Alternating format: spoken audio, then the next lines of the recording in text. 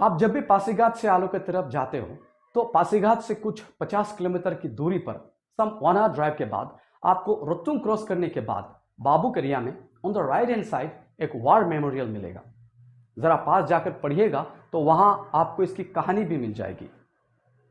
यहाँ कुछ आकृतियां भी मिलेंगी जो किसी वार सीन को डिपिक्ट करती है। अगर आप गए हो तो आपने ज़रूर देखा होगा। ये वार मेमोरियल है 1911-12 की एंग्लो आबर वॉर की। आज की इस वीडियो में 26 जनवरी के इस अवसर में मैं आपको इसकी कहानी सुनाता हूँ। नमस्कार दोस्तों, पता नहीं आपको ये फीलिंग वहाँ आती है कि नहीं, लेकिन मैं जब भी वहाँ से गुजरता हूँ ना, मुझे गूज़बम्स आते हैं। गर्व के साथ एक अनएक्सप्लेन्ड फीलिंग महसूस करता हूँ। एक अजीब सी लहर छू जाती है और मैं कहने के लिए नहीं कह रहा हूँ, मैं सच में ऐसा फील करता हूँ। I really feel it. इसीलिए मैं जब भी वहाँ से गुजरता हूँ, मैं या तो रुक कर थोड़ी देर वहाँ बैठ जाता हूँ या दिल से उन वीरों को नमन करके जाता हूँ जिन्होंने अपनी ज़मीन के लिए अपनी जानों की आहुति दे दी थी। आइए इस युद्ध की कहानी को मैं आपको सुनाता हूँ। इस कहानी की कड़ी जुड़ती है एक जाबाज आदि लड़ाकू मार्टिन जामो और एक निडर, बहादुर और adventurous British officer Noel Williamson से। ये जो अटायर मैंने पहना हुआ है, ये आदि लड़ाकू के अटायर हैं, वॉरियर ड्रेस। सन 1905 को एक यंग और एडवेंचरस ब्रिटिश ऑफिसर सदिया और लखीमपुर के असिस्टेंट पॉलिटिकल ऑफिसर के रूप में अपॉइंट किए जाते हैं। अपने एडवेंचरस नेचर के चलते वे कई बार इनर लाइन और आउटर लाइन की सीमा लांघते हुए उन इलाकों तक जा पहुंचते थे जहां बाकी ऑफिसर्स जाने की साहस नहीं करते थे। जैसे आपको पता है, इनर लाइन का कंसेप्ट 1873 में कंसेप्चुलाइज किया गया था, जिसके तहत ट्राइबल लैंड्स और पीपल आज भी प्रोटेक्टेड है। विलियमसन के एक ऐसे ही टूर में 1907 को वे लोहित और दीवान के सरहद तक जा पहुंचते हैं। इसी तरह सन 1908 में वे आदि गालो क्षेत्र का दौरा करते हुए पासीघाट के फेरी फेरी के कुछ इलाकों के भी दौरे करते हैं। इसमें दाम्बुक, लेदुम और यागरुंग शामिल हैं। एक्चुअली उन दिनों आदि और गालो कम्युनिटी आबो ट्राइब के नाम से जाने जाते थे। इनका विभाजन तो हाल ही में हुआ है, otherwise they were a single tribe, most probably the largest single tribe in the entire state of Arunachal Pradesh. क्योंकि आपको पता है ना, इनकी जो आबादी है, अगर आदि और गालो मिल जाए तो वो शियोमी से लेकर वेस्ट सियांग, अपर सियांग, ईस्ट सियांग, लोअर सियांग, लेपारादा, अपर सुबनसिरी के कुछ हिस्से और लोअर दिबांग वैली के कुछ हिस्सों तक जाती है। अभी डिवाइड होने के बाद इनकी इंडिविजुअल पॉपुलेशन और एरिया दोनों ही ऑफ कोर्स कम हो गए हैं। खैर, हम अपनी कहानी में लौटते हैं। तो तब विलियमसन लेदुम पहुंचे। Ledum lies to the west of Pasighat. Yagrung के हेड गांव बोरा मातमुर जामो उनसे मिलने आए थे। Yagrung is actually another village that we get after crossing Ledum. Actually Matmur Jamo दो भाइयों के कैटल के डिस्प्यूट को रिजोल्व करने आए थे, कारियोम और जिसिंग बासर। इस सिलसिले में उन्होंने विलियमसन से बात की, साथ ही उन्होंने एक मुर्गा भी उन्हें तोहफे में दिया। कहते हैं मातमुर के शरीर के ऊपर कई सारे दाग यानी रिंगवर्म थे। इस कारण या किसी और कारण मातमुर और विलियमसन के बीच बात नहीं बनी। कहते हैं विलियमसन ने मातमुर की बहुत बेइज्जती की, एब्यूसिव वर्ड्स यूज किए और शायद थप्पड़ भी मारा। इसके अलावा उन्होंने उन्हें दिए मुर्गे को भी वापस फेंक दिया। देखिए, हम ट्राइबल्स के अलग ही नेचर है। हम इतने प्रैक्टिकल नहीं होते, किसी भी चीज़ को दिल से बहुत जल्दी ले लेते हैं और दिमाग का इस्तेमाल हम बाद में करते हैं। आज हम एजुकेटेड हैं, पर यह नेचर अभी भी कमी सही हमारे अंदर थोड़े बहुत हैं। हम बेइज्जती बर्दाश्त नहीं करते। ऊपर से मातमुर टहरा अपने गांव के एक रेस्पेक्टेड फिगर। उनके लिए ये बेइज्जती सिर्फ बेइज्जती नहीं थी, बल्कि एक चैलेंज था जो सीधे उनके अथॉरिटी को अपनी ही जगह पर लड़का रहा था। उन्हें और बाकी ट्राइबल्स को भी कभी ये लगता ही नहीं था कि वे किसी देश के गुलाम हो गए। तो इस इंसिडेंट ने मातमुर को इतना जख्मी किया कि सालों तक वे इसे पालते रहे। इधर विलियमसन अपने नेचर से कहाँ दूर जाने वाले थे। सन 1909 को विलियमसन फिर से आदि एरिया के दौरे पर आते हैं। इस बार वे अपने साथ दो और साथी को लेकर आते हैं, कर्नल लम्सन और W.B. जैकमैन, जो एक अमेरिकन मिशनरी थे। उनका प्लान इस बार दरअसल चाइना बॉर्डर तक का था, लेकिन वे जब केवांग पहुंचे तो वहां लोगों ने बताया कि उधर नॉर्थ में दो आदि गुटों के बीच एक युद्ध चल रहा है। दरअसल कोमसिंग के मिन्योंग और गेकू पोंगिंग के पांगी के बीच एक इंटर ट्राइब वॉर चल रहा था। दोनों ही आदि ट्राइब के सब ट्राइब्स हैं। तो केवांग के लोगों ने उन्हें आगे जाने से मना कर दिया। उस वक्त केवांग ने कोमसिंग के गांव बुढ़ा माधु तामुक भी आए हुए थे। माधु ने विलियमसन से रिक्वेस्ट किया, दरख्वास्त किया कि अगली बार जब वे आएंगे तो वे अपने साथ हथियार और लोग लेकर आएं और मिन्यों की सहायता करें। अब क्योंकि विलियमसन को आदि बेल्ट में एक अच्छा रिश्ता बनाना था, तो उन्होंने माधो तामुक से वादा किया कि वे अगली बार आकर उनकी सहायता करेंगे। इधर मतमुर को यह खबर लग गई थी कि विलियमसन आ गए हैं, तो वे अपने कुछ साथियों के साथ केवांग पहुंच जाते हैं यागरुंग से। पर केवांग के लोग उन्हें विलियमसन की हत्या करने से मना करते हैं, उन्हें इस बार रोकते हैं। फिर 1911 के अर्ली पार्ट में विलियमसन ने मिसमी हिल्स का दौरा किया, जहां उन्होंने बॉर्डर के एकदम निकट चाइनीज एक्टिविटीज देखे। उन्हें चिंता हुई कि ये एक्टिविटीज कहीं आदि बेल्ट तक तो नहीं पहुंच गई, और बस उन्होंने सरकार को अर्जी लगाई कि उन्हें फिर से आदि बेल्ट का दौरा करना है। बट इनिशियली सरकार ने उन्हें मना कर दिया, लेकिन विलियमसन कहाँ मानने वाले थे। उन्होंने माधो तामुक की अपील के आधार पर सरकार को मनवा ही लिया। इसके बाद 1911 के मार्च 20 को वे पासीघाट से कोमसिंग के लिए निकलते हैं। उनके साथ तिनसुकिया के टी गार्डन के डॉक्टर ग्रेगरसन के अलावा एक मिलिट्री अफसर, 35 कुलियों के सरदार लाल बहादुर, इस लाल बहादुर का नाम याद रखिएगा, आगे काम आएगा।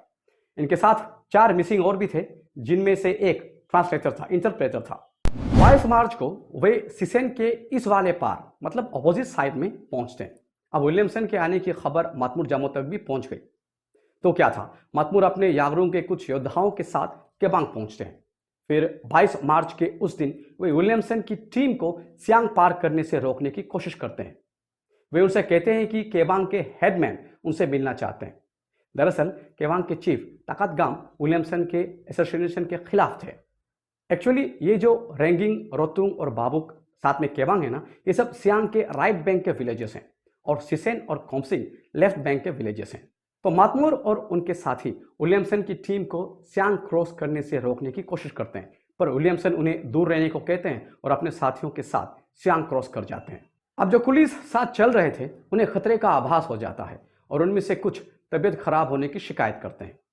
इसीलिए विलियमसन और डॉक्टर ग्रेगरसन पांगी गांव में एक हफ्ते के लिए एक कैंप लगाते हैं, ताकि बीमारों का इलाज हो सके। पर एक हफ्ते बाद भी 29 मार्च को जब वे ठीक नहीं होते, तो विलियमसन डिसाइड करते हैं कि ज़्यादा सीरियस केसेस को वे पासीघाट वापस भेज देंगे।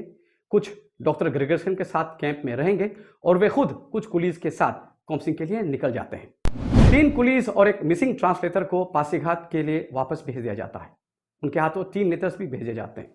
ये 3 लेटर्स अलग अलग पर्पजेस के लिए थे और अलग अलग कलर्स के एनवलप में भेजे गए थे। ये टीम शाम होते होते रोतुंग पहुंचती है। रोतुंग में उनका बहुत अच्छी तरीके से स्वागत होता है, खाना पीना आपो सब दिए जाते हैं। अब नशे और जोश में जो मिसिंग इंटरप्रेटर था, उनके हाथों में जो 3 चिट्ठियां भेजी गई थी, ये गांव वालों को बताते हैं कि उनके पास जो 3 चिट्ठियां हैं, वे गांव वालों की तबाही का फरमान था। लोग सहम जाते हैं। वे आगे कहते हैं, इस रेड कलर लेटर में तुम लोगों का पनिशमेंट तय है, क्योंकि तुमने विलियमसन का रास्ता रोकने की कोशिश की थी। इस ब्लैक कलर्ड लेटर में वो सारे हथियार और बंदूक मंगवाए गए हैं जो तुम्हारे इन पहाड़ों को तबाह कर देंगे। और जो ग्रे कलर्ड लेटर है, इसमें पासीघाट के मेतकिर गांव को इंस्ट्रक्शंस दिए गए हैं कि वे इसके लिए लोग और कुली का बंदोबस्त करें। अब उन दिनों हम ट्राइबल लोगों के लिए सिंबल्स और कलर्स सच में कम्युनिकेशन का एक जरिया हुआ करता था, लेकिन हकीकत ये थी कि उन लेटर्स में ऐसा कोई इंस्ट्रक्शन था ही नहीं। इनफैक्ट उनमें से जो ब्लैक एनवलप का लेटर था, वो किंग एडवर्ड 7 की मृत्यु के बाद कंडोलेंस का एक साइन था। लेकिन अब गांव वालों को ये यकीन हो गया था कि ये बात होना हो सच है। तो सुबह जब ये चारों पासीघाट की तरफ जा रहे होते हैं, उन्हें रोतुंग के योद्धा रेंगिंग के सामने मार डालते हैं। दरअसल ये चारों इसे बेकार में मारे गए, अगर चुपचाप रहते तो जान नहीं जाती। फिर जो चिट्ठी वाली बात थी, वो आग की तरफ फैल जाती है। बाबुक केवांग के लोग भी अब इन दुश्मनों को मारने के लिए तैयार हो जाते हैं। फिर क्या था, 31 मार्च 1911 को केबांग के योद्धा सियांग पार कर पांगी कैंप में रुके डॉक्टर ग्रेगरसन और उनके साथियों को मार डालते हैं। लेकिन वहां से लाल बहादुर जख्मी हालत में बच निकल आते हैं। उधर कोमसिंग में विलियमसन को भी मारने के लिए मतमुर अपने साथियों के साथ पहुंच जाते हैं, पर कोमसिंग वालों को दरअसल उस वक्त इस बात का पता नहीं रहता है। उसी दिन जब विलियमसन को कोमसिंग के एक गांव के घर खाने के लिए इनवाइट किया गया, मतलब 31 मार्च को, वहां मतमुर और उनके साथी पहले से ही मौजूद थे। क्योंकि वे पूरी तरह वार अटायर में थे, तो विलियमसन ने पूछा कि क्या तुम लोग मुझे मारना चाहते हो? तो गांव ने बताया कि नहीं, यागरुंग के लोग दरअसल हमारे मेहमान थे, इसीलिए वे इस लिबास में हैं। विलियमसन के बाकी साथी और हथियार दरअसल टेंट में थे। इतने में मतमुर और उनके साथी विलियमसन का तलवार से वध कर देते हैं। कोमसिंग वाले हक्के बक्के रह जाते हैं। ये सुनते ही सारे गांव वाले अपने अपने घर से दौड़कर निकल कर आते हैं, लेकिन इससे पहले कि कुछ भी समझ में आता, मातमुर और उनके साथी टेंट में जाकर बाकी साथियों का भी कत्ल कर देते हैं। उनमें से 7 बचकर भाग निकलते हैं, लेकिन बाद में सिर्फ 3 की जानें बच पाती हैं। ये आदि कम्युनिटी के लिए उस वक्त एक बहुत बड़ी जीत थी, पर इन्हें क्या अंदाजा था कि उन्होंने किस खतरे को चुनौती दी है। ये अपनी जीत पर जश्न मनाते हैं। इस जीत के बाद वे ताकत गाम को उनके पद से डिपोज करते हैं, क्योंकि उन्होंने इस एसोसिएशन का विरोध किया था। उनकी जगह लोम्बो को गाम बना देते हैं। पर यह आदि कम्युनिटी का अंग्रेजों के खिलाफ पहला कदम नहीं था। 1858 की एंग्लो अबर वॉर में कैप्टन लॉथर और कैप्टन H.S. बीवर को इनके सामने शिकस्त खानी पड़ी थी। इधर विलियमसन की मौत के कुछ 3 महीने बाद ब्रिटिश सरकार आदि बेल्ट के खिलाफ एक्सपेडिशन सैंक्शन करती है। 1858 का बदला और विलियमसन के हत्यारे को सजा देने का उन्हें यह अच्छा मौका मिल गया था। अक्टूबर 6, 1911 को ऑफिशियली एंग्लो अबर वॉर शुरू हो जाता है। अंग्रेज 2 कॉलम में बढ़ते हैं। एक कोबोलेदुम की तरफ बढ़ता है, जो कैप्टन फिशर के कमान में था, और दूसरा मेजर जनरल हैमिल्टन बोअर के अंदर था, जो केबांग और कुमसिंग की तरफ बढ़ता रहा। और इस टीम में लाल बहादुर उनके गाइड के तौर पर काम कर रहे थे। इसमें गौर करने वाली बात यह है कि अंग्रेजी सिपाहियों के इन टुकड़ियों में मैंने सिर्फ बोअर और फिशर के ही नाम पढ़ा है। ये टुकड़ियां मोस्टली सिख, नागा और गुरखा रेजिमेंट की थे ऑफ कोर्स, लेकिन इसके लिए उनको हम दोषी नहीं मान सकते, क्योंकि ये उस वक्त ब्रिटिश गवर्नमेंट के सिपाही थे। एनीवे, लेकिन इन लोगों को भी आसानी से आगे नहीं बढ़ने दिया गया। इन्हें कई तरह के फियर्स रेसिस्टेंस का सामना करना पड़ा। इनमें कुछ यादगार लड़ाइयाँ लेदुम, पीरेंग और अगार में लड़े गए। इन सभी में लेकिन अंग्रेजी फौज आदि लड़ाकों पर हावी हो रही थी, और होती भी क्यों ना, उनके बंदूकों के सामने तीर और तलवार कहाँ टिक पाते। फिर आया 4 दिसंबर का वो दिन, जब अंग्रेजों और केबांग रोतुंग बाबू के योद्धाओं के बीच वो घमासान युद्ध हुआ, जो इतिहास में केकर मोन्युंग युद्ध के नाम से दर्ज हुआ है, द फेमस एंग्लो आदि वॉर ऑफ 1911-12। केकर मोन्युंग एक्चुअली एक रॉक क्लिफ का नाम है, जहां ये लड़ाई लड़ी गई थी। ये प्रोबेबली 1826 के एंग्लो बर्मिश वॉर के बाद अंग्रेज द्वारा नॉर्थ ईस्ट में लड़ी गई सबसे खतरनाक और लंबी लड़ाई थी। कई आदि लड़ाकू मारे गए, गांव के गांव जला दिए गए, फसलें बर्बाद कर दी गई, औरतें और बच्चे तक अंग्रेजी जुल्म के शिकार हुए। अंग्रेजों के पास करीब 8000 सिपाही थी। आदि योद्धा संख्या और हथियार में कम थे, पर साहस में अंग्रेजों से कई ज्यादा थे। वे हार रहे थे पर लड़ रहे थे, मर रहे थे पर मार भी रहे थे। सैकड़ों अंग्रेजी सिपाही भी मारे गए। लेकिन 9 दिसंबर 1911 को आदि लड़ाकू पूरी तरह टूट चुके थे, और अंग्रेजी हुकूमत ने उन पर पूरी तरह हावी कर लिया। इस वार मेमोरियल इंस्क्रिप्शन के मुताबिक कुछ 16 आदि लड़ाकू को मार्टरडम कंफर्म किए गए हैं, लेकिन अनगिनत लोग घायल हुए, कई बेघर हुए और कई गुमनाम मौतें भी हुई। तो ये वार मेमोरियल दरअसल उन लोगों को एक श्रद्धांजलि है। इस लड़ाई का अंजाम ये हुआ कि तब से आदि बेल्ट भी पूरी तरह ब्रिटिश साम्राज्य के अंदर आ गया। कई चेंजेस लाए गए, गांवों के ऊपर फाइन्स इंपोज किए गए, मातपुर जामों को काला पानी की सजा हुई, और कई अन्य को अलग अलग तरीके की सजा सुनाई गई। मेरा इस वीडियो को लाने का मकसद, जैसे मैंने कहा, उन वीरों के बलिदान को याद करना है, उनकी कुर्बानी को नमन करना है। गवर्नमेंट रिकॉर्ड्स के मुताबिक अरुणाचल में 220 अनसंग हीरोज रिकॉग्नाइज किए गए हैं, जिनमें 74 शहीद भी शामिल हैं। लेकिन हमारे लिए अहम सवाल यह है, क्या हम आज उनकी बलिदानों का कोई मोल वापस दे रहे हैं? क्या हम इस देश की आज़ादी के महत्व को निभा रहे हैं? क्या हम अपने देश की प्रगति में हिस्सेदार हैं? हमें खुद से ये पूछना पड़ेगा। खैर, इस वीडियो को बनाने में काफ़ी मेहनत लगी है, और कई लोगों ने इसमें योगदान दिया है। ये जो ड्रेस मैंने पहना हुआ है, इसे मेरे दोस्त नूरबुलामा के बदौलत ईस्ट सियांग के रानी गांव के तापू टीम के लीडर अबू तहक जेरांग जी से मिला है। मैं इनका बहुत बहुत आभार प्रकट करता हूं। साथ ही जो वीडियो इफेक्ट्स मैंने यूज़ किए हैं, वो मैंने नेफ्थली मेगू से लिया है।